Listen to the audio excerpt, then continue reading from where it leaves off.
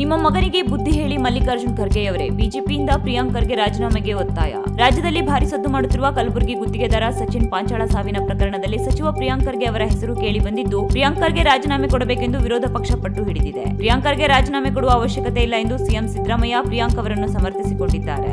ಈ ಕುರಿತಾಗಿ ಎಐಸಿಸಿ ಅಧ್ಯಕ್ಷ ಮಲ್ಲಿಕಾರ್ಜುನ್ ಖರ್ಗೆ ಅವರು ತಮ್ಮ ಮಗನಿಗೆ ಬುದ್ಧಿ ಹೇಳಲಿ ಎಂದು ಬಿಜೆಪಿ ರಾಜ್ಯ ಪ್ರಧಾನ ಕಾರ್ಯದರ್ಶಿ ಪಿ ರಾಜೀವ್ ಅವರು ಆಗ್ರಹಿಸಿದ್ದಾರೆ. ಬಿಜೆಪಿ ರಾಜ್ಯ ಕಾರ್ಯಾಲಯ ಜಗನ್ನಾಥ ಭವನದಲ್ಲಿ ಮಾಧ್ಯಮಗಳ ಜೊತೆ ಮಾತನಾಡಿದ ಅವರು, ಎಐಸಿಸಿ ಅಧ್ಯಕ್ಷರೇ, ನೀವಾದರೂ ಬುದ್ಧಿ ಹೇಳಿ. ಸುಪಾರಿ ಕೊಟ್ಟಂತ ಇಷ್ಟು ದೊಡ್ಡ ಆರೋಪ ಯಾವ ಸಚಿವರ ಮೇಲೂ ಬಂದಿಲ್ಲ. ಆರೋಪ ಮುಕ್ತನಾಗುವವರೆಗೆ ಸಚಿವನಾಗಿ ಮುಂದುವರಿಯುವುದು ಬೇಡ ಎಂದು ನಿಮ್ಮ ಮಗನಿಗೆ ನೀವಾದರೂ ಬುದ್ಧಿ ಹೇಳಿ ಮಲ್ಲಿಕಾರ್ಜುನ್ ಖರ್ಗೆ ಅವರೇ ಎಂದು ಬಿಜೆಪಿ ಒತ್ತಾಯಿಸಿದ್ದು, ನಾವು ಪ್ರಿಯಾಂಕ್ ಖರ್ಗೆ ರಾಜೀನಾಮೆ ಕೊಡುವವರೆಗೂ ಸುಮ್ಮನೆ ಕೂರುವವರಲ್ಲ ಎಂದು ಕಟುವಾಗಿ ಹೇಳಿದೆ.